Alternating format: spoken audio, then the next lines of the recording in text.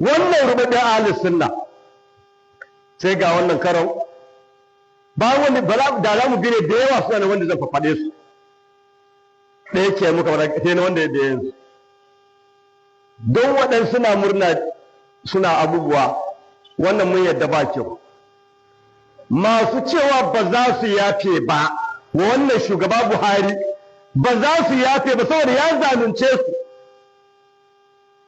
suna ta yi biyan ba za su yafe ba me laifinsu ya ce mutum ya ce ba zai yafe ba ya ce ko baka yafe ba Allah zai yafe ba ai bai cika Allah ba kenan kaga gaula kaga gabo wanda bai san ina ne ma addini ta fuskanta ba bai san ma me Allah ba ya ce wai ai Allah ma bai cika Allah ba wannan kai dan bid'a ne wallahi dan dariƙa ne wannan ma wannan tataccen dan bid'a ne dan bid'a ma aka ce fara da kokarin kare hakkin Allah ne suke halaka ba haka bane yan bid'a ana korewa Allah hannu cewa ya ga sufanta Allah da mutum ai mai hannu ai mutum ne kenan a haka yake kore siffar Allah ba shi ma hakan bane shi ma kore allantakar wa ma kadrullah hakka kadari wallahi bai san girman Allah ba wannan ruwan ahlus sunna bai san girman Allah ba kuma zaton da yake wa Allah da manzonsa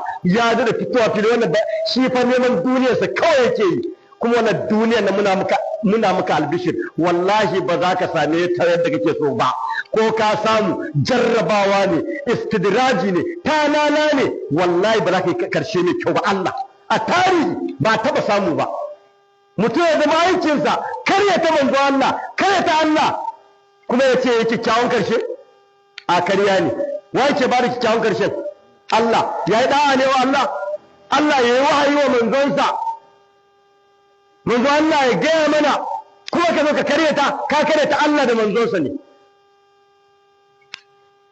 wai ko baka yafe ba Allah zai yafe ya salam kai wannan rubabin halin sunna ne wannan ka gama da jarraba wannan jarraba Allah ka raba mu da ita wannan mummunan jarrabawa ne Allah ka rubuta hadisan manzo Allah kaf Allah bai san shi Allah bane amma yi wahayi wa manzo Allah ke gaggaya mana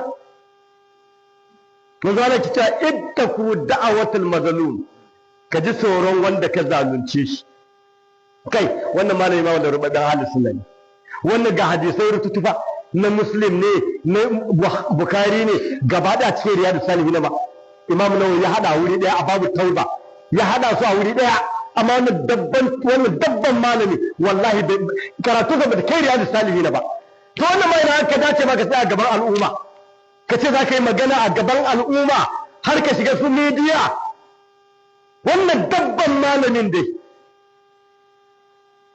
karatun ka Riyadus Salihin ba ka iya karanta ta ba da hadisan cikinta ka ce babu ya ce wallahi babu inda Allah manzon Allah da manzon suka ce in baka yafe ba Allah ba zai yafe ba wa Allah zai yafe masa don neman duniya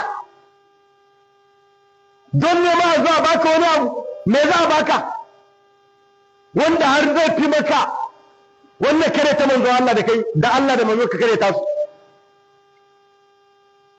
manzon Allah fa yace wallahi shi yana tabbatar wa mutane wanda ya kasance ya zalunci wani ya sai ya zalunci wani to yayi maza ya warware yau din ya maida abin da ya zalunta ne kafin ranar da za a je ba dinari ba dirham wannan hadisi ba ruwan shi wannan rubabben ahlus sunna wannan gabon ahlus sunna babu ruwan shi ya kore wannan hadisi ne inna lillahi wa inna ilaihi raji'un inna lillahi wa inna ilaihi raji'un kai wannan rubabben ahlus sunna yana ce mana mutunci yana cewa addinin Allah mutunci wallahi ba kunya ba tsoron Allah kai ta yi wani abu a kasan musulmai irin Najeriya kasan da musulunci ya dame mu ba kamar sauran wasu kasashe ba da za ka fada wani gada ma kowa ya ce wa ga ina ka ina wa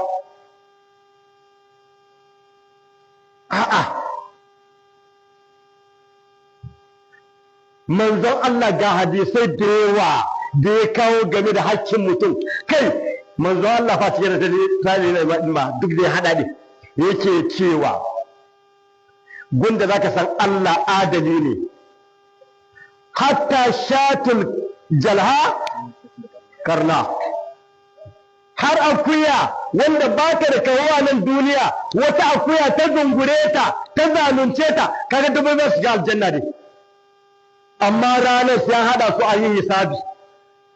Wanda ba ta da kawo mai kawo ta dungure ta, ita ma za a hura mata kawo, za a kafa mata kawo ta dungure ta ita ma a wurin, kafi a shafe su kunu turaba su zama kasa.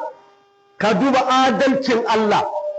Amma wannan rubuta hannu suna ya danganta rashin adalci ga Allah saboda ɗaurewa 'yan siyasa masu bashi kuɗi ya ɗaure masu gindi su ci gaba da saka ga wa'azi ya tabbata. Kai wannan Allah tsira irin wannan hannu suna ne, gaskiyar wannan hannu suna. Kama misali wani ne kake bin sa kuɗi, ko wani ne ya yi maka 419, kana neman sa da 'yan sanda zaka kama shi, sai mahaifinka ya ce an yafe masa. Asadi ya ce in kai ɗan mutunci ne, ai bai kamata ka warware wannan yafiya da mahaifinka yi ba.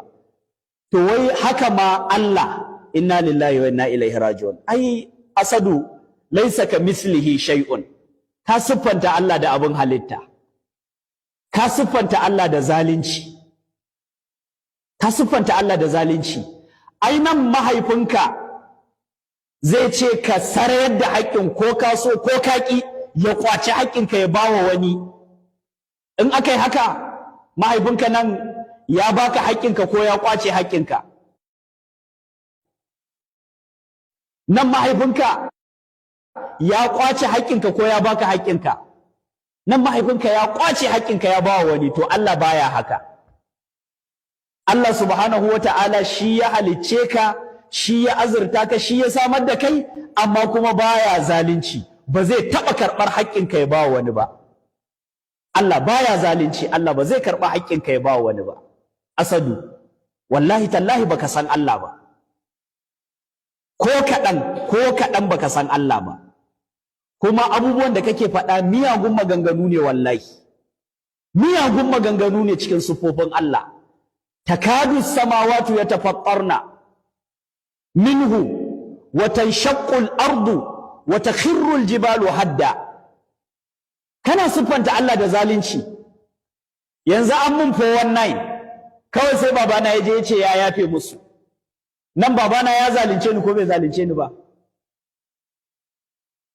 Babana ya sarayar da haƙƙina ya zalunce ni, sai dai saboda matsayinsa na mahaifina da ƙimar da yake da ita da darajarsa a wajena, shikenan sai in kwantar da kai. Ce ya na iya to, mahaifina ya ce ya yafe. Mahaifina ya sarayar min da haƙƙina. Ga mutane sun zalunce ni, ina da haƙƙi a wajensu, mahaifina ya je ya ce ya yafe. Kaga wannan menene? Ya sarayar min da haƙƙina ba da izini na ba, ba da cewa ta ba, ba da baki na ba, ba da magana ta ba. In nayi shiru nayi ne saboda darajar mahaifi. Amma ya shiga haƙƙina ko bai shiga haƙƙina ba? Ya shiga haƙƙina. Ya shiga haƙƙina. Allah kake buga wannan misali? Allah subhanahu wa ta'ala shi kake kamantawa da abin halitta? Allah shi kake kamantawa da abin halitta Asadu? Kana inkarin hadisai ingantattu da ayoyin Alƙur'ani?